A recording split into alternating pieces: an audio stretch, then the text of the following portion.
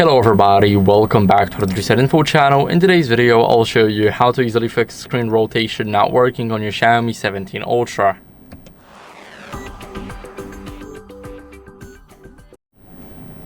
So first, we're gonna go over and enable auto rotate in the quick settings. So right here.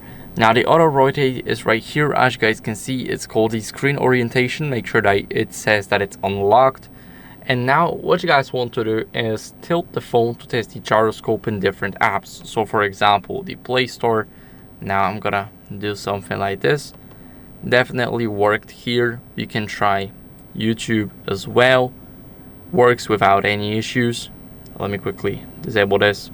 Works without any issues.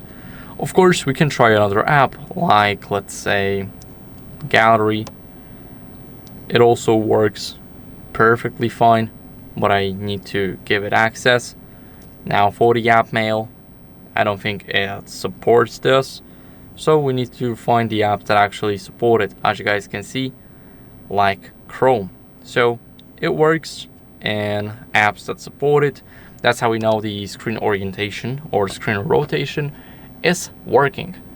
Next, if yours isn't working, what I recommend you guys doing is restart your phone to reset the sensors. So press the power button and the volume up button at the same time. You don't need to hold it.